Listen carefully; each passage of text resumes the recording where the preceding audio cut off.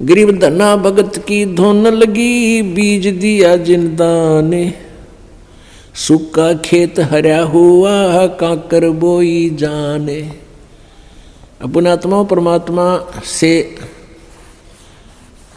जो अनहोनी होती है और हुई है, अब भी हो रही है, ये उन्हीं को होती हैं जो सत भक्ति करते हैं, परम संत की शरण में रहते हैं और सच्ची लगन से साधना करते हैं। और पूर्ण परमात्मा कबीर देव ही सबकी, जैसी कोई भक्ति साधना कर रहा है उसकी लाज वही रखता है। गीता जी अध्याय नंबर 15 के श्लोक नंबर 16-17 में बताया है कि क्षर पुरुष और अक्षर पुरुष ये दो प्रकार के प्रभु हैं, ये नाशवान हैं दोनों के दोनों, और इनके अक्षेत्र में, इनके राज लोक में जितने भी प्राणी हैं वो भी नाशवान हैं, जीव आत्मा सबकी अमर है। फिर 17वें श्लोक में बताया है 15वें अध्याय के गीता जी में कि उत्तम पुरुष तु अन्य परमात्मा इति उदाहरते, यह लोक तरम आविश्य विभर्ति अवैश्वर है। वो श्रेष्ठ परमात्मा वास्तव में भगवान जो है वो तो इन दोनों से और है, सरपुरुष और अक्षर पुरुष से, और वही तीनों लोकों में प्रवेश करके सबका धारण पोषण करता है, यानी उसी से सब कुछ होता है, वही सब कुछ है। जैसे पौधे को, पेड़ को जड़ से, मूल से आहार प्राप्त होता है, उसमें जो भी फिर आगे विकास हो रहा है वो आहार से ही हो रहा है। भाई इतना ही समझना काफ़ी है बुद्धिमान के लिए। तो कबीर परमेश्वर से ही सबको पावर शक्ति, जैसी कोई साधना किसी प्रकार की कर रहा है उस परमेश्वर से ही उसका वो शक्ति मिल रही है और वो उसी प्रकार की प्रोग्रेस उसकी हो रही है। तो धन्ना भक्त ये किसान था, जाट जाति में था, राजस्थान के अंदर।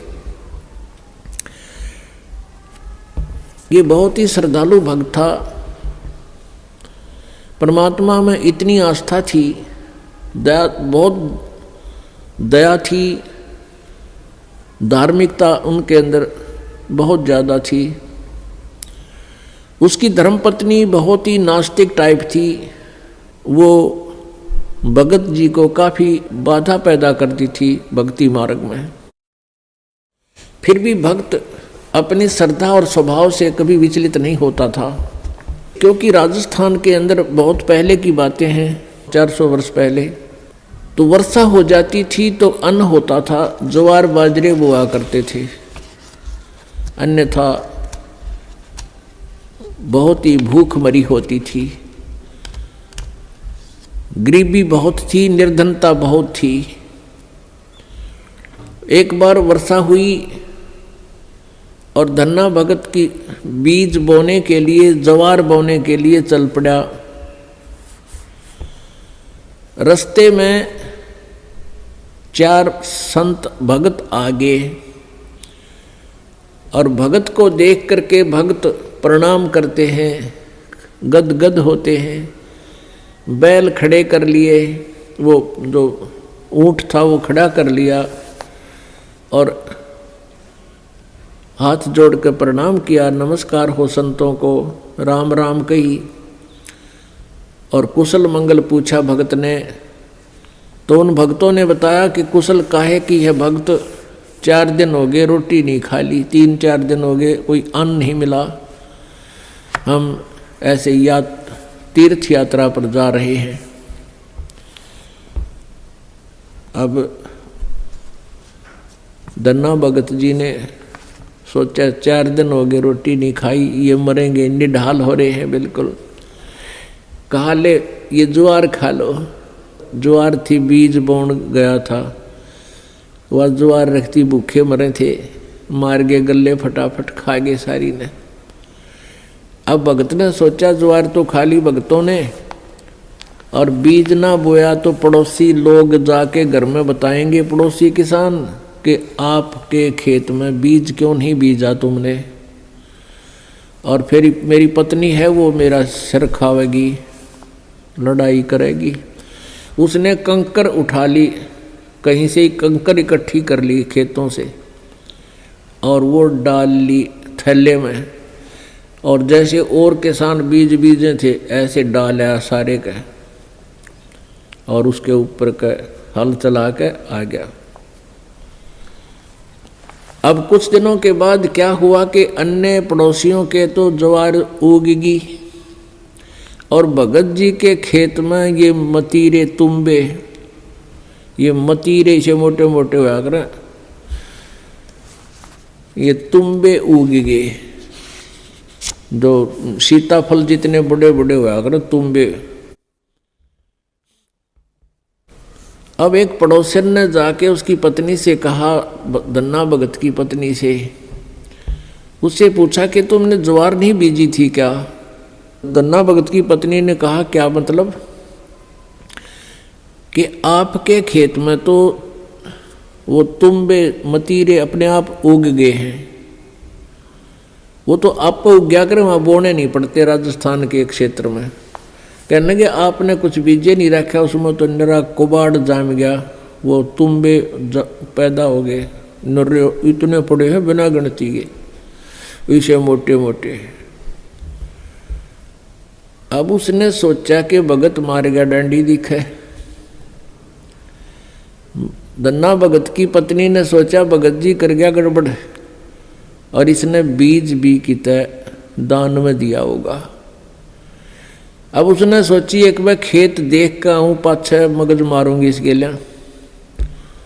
अब वो खेत में अपने पति से कहने लगी कि खेत में जाके आऊँ, मैं ज्वार देख कर आऊँ।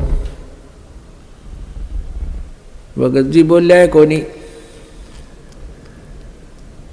भगत जी को तो पता था वहाँ क्या मिलेगा, अपना चुप बैठा। और वो भगत धन्ना भगत जी अपने मित्रों के साथ उसी समय बातें करता था, भक्ति की चर्चा जब हुआ कि तक खेत खात में चली जाया करती। वह खेत में गई, उधर से अपने भक्तों के भगत आगे उड़े बैठे बैठे भगवान की चर्चा कर रहे हैं, आंखों में आंसू आ रहे हैं। और वह भगतनी आव है कति लाल पीड़ी हुई है, जान गया भगत आ गई या तो भाई करड़ाई। अब देखी जाएगी, जो होगा ही होना तो है ही। और वह कहकर एक मतीरा तोड़ जाई, तुम्बा इतना बारा मोटा सर पर धरी नो, अब इसका शर में मारूंगी। आकर ने बोली भगत जी खेत में बीज ज्वार बो का आया था। भगत जी नो कर ली नाड़ तले ने, और उसने नो शर में मारा। वो मतीरा मारने के उद्देश्य से नो शर में ठोकन खातिर वो नो कर गया थोड़ा सा, वो धरती में लाग के फूट गया। नो बोली बालक तन्ने खाएंगे के उड़े मतीरे उग गए सारे, तो बीज कित फूक आया। तो वो मतीरा जो था वो तुम्बा था, धरती में लाग के फूट गया। फूट गया तो उसमें एक दड़ी यानी 5 किलो लगभग ज्वार निकली। ज्वार अब एक बार तो अब भगत जी की तरफ देखा, वो नौकरे पड़ा था, एक तरफ देखा ज्वार का ना, तुम्बे में तो ज्वार निकल आई। और वो न्यू बार बार देखा है, भगत जी ने भी देखा कि मैं शांत होगी के चक्कर है, उन्हें देखा तो तुम्बे में तो ज्वार निकल रही है। तो भगत ने 100 शुक्र मनाए, परमात्मा करड़ाई टाल दी, या ज्वार ने रोया थी या धड़ी ज्वार आपने दे दी। इतने में फिर अब उसके मन में न्यू आई कि कदे और भी तुम भी ज्वार पाओगी। फिर तो लेकर चद्दर और लेकर मोगरा डंडा बाज ली, वहाँ बिछा ली चद्दर और मतीरा धरा, डंडा मारा, न उठा के फेंक दे, परल दे ही ज्वार निकला।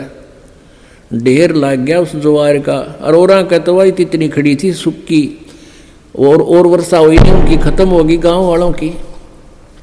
और भगत के उस खेत में तुम्बे में तो ज्वार निकला, दुनिया देखना हुए।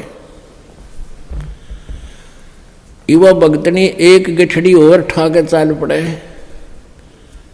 जब वह 3-4 गठड़ ले आई, 3-4 अपना जितनी उस खेत में होनी थी उगनी थी, यानी जिसमें निपज होनी थी उपज, उतनी ज्वार जब आ ली, भगत जी ने बोले वो और मत लाइए, अपनी आ चुकी है।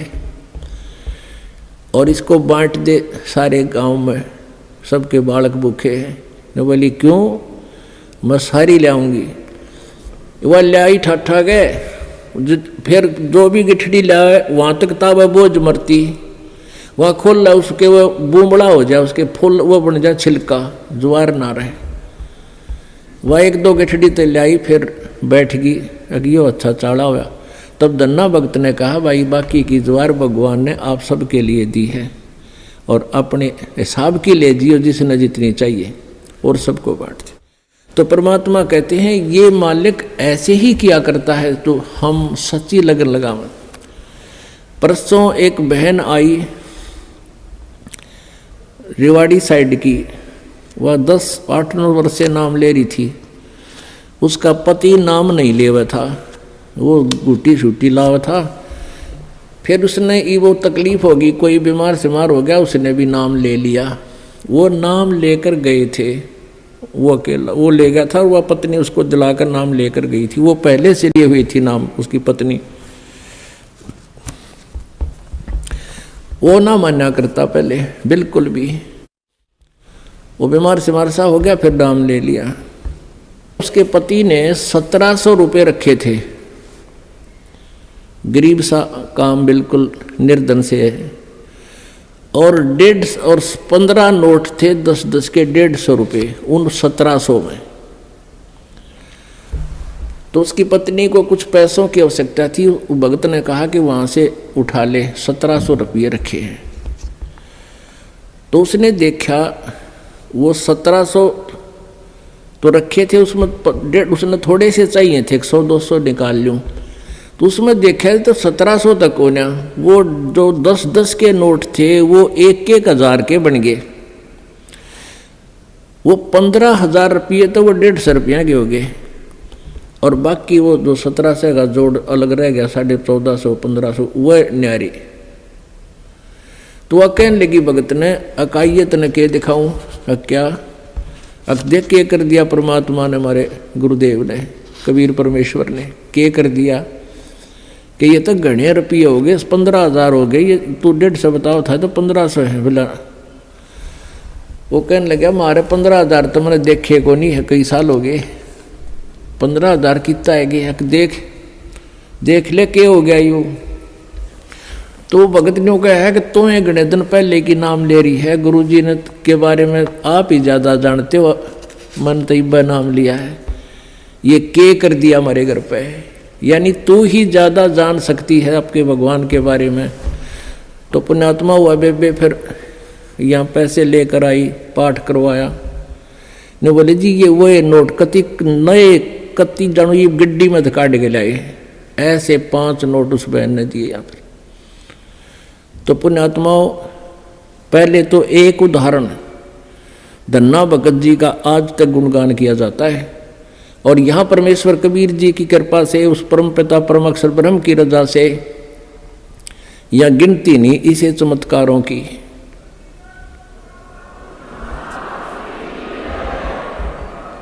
सत साहिब। तो पुण्यात्माओं ये वो परम शक्ति है और आपकी वो परम भक्ति है जिससे ये इसे काम तक आप होया करें।